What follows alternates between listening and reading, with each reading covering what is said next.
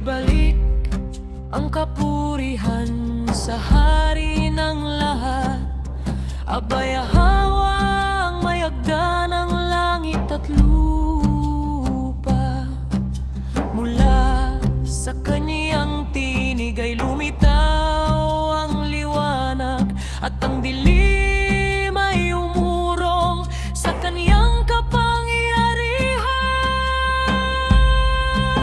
Siya ang nagluklok ng mga bituin sa kanilang landas, nagbigay hininga sa tao at buhay sa alabok.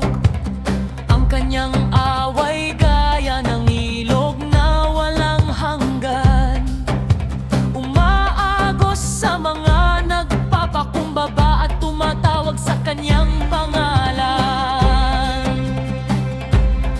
Sa gitna ng unos, siya ang aming kanlungan.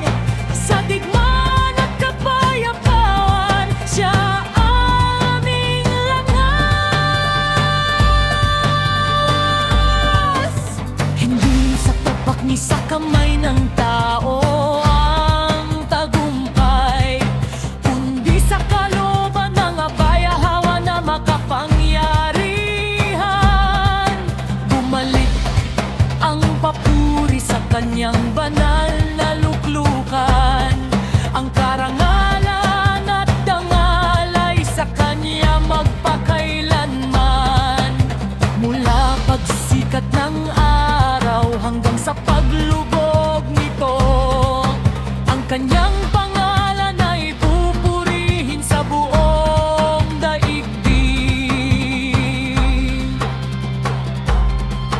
O Hari ng lahat, alahayan ng Yasharal, sa iyo ang awit, sa iyo ang handog ng aming mga labi. Ibalik ang kapurihan, ibigay ang papuri, sapagkat abayahawa lamang ang karapat-dapat. Ibalik ang kapurihan sa hari ng lahat.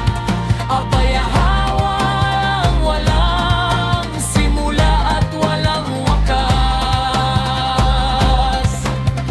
Bago pa maitatag ang mga bundok at dagat, ang kanyang luklukan ay nakatindig sa walang hanggan.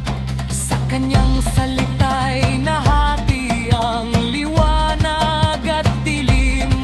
Sa kanyang hininga'y sinilang ang panahon. Ang kalangitan ay nagpatira pa sa kanyang tinig, at ang lupa'y nanginginig sa kanyang utos. Siya ang naglagay ng mga bituin sa kanilang bilang, tinawag ang bawat isa ayon sa kanyang pangalan. Ang araw ay sumusunod sa takdang landas, at ang buwan ay saksi sa kaniyang katapatan. O abayahawa, makapangyarihan sa digmaan, ikaw ang kalasag ng iyong bayan, Yasharal. Kapag ang kaaway ay bumangon na parang baha, ang iyong kamay ang nagtatayo ng bandila ng tagumpay.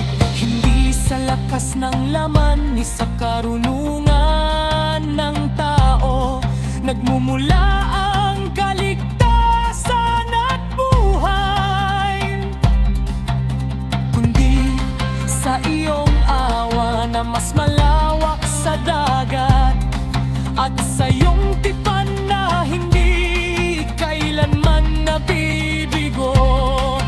Sa apoy ng handog at sa awit ng mga labi,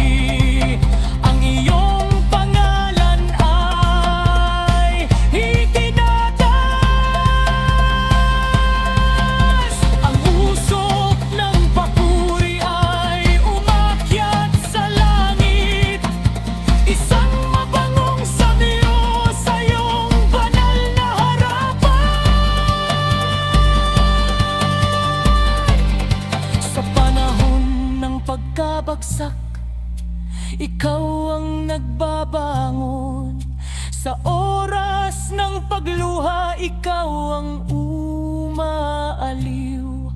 Ang iyong liwanag ay sumisiklab sa kadiliman, at ang iyong katotohanan ay hindi napapawi. Mga hari ay lilipas, mga kaharian ay guguho, ngunit ang paghahari ng Abayahawa ay mananatili.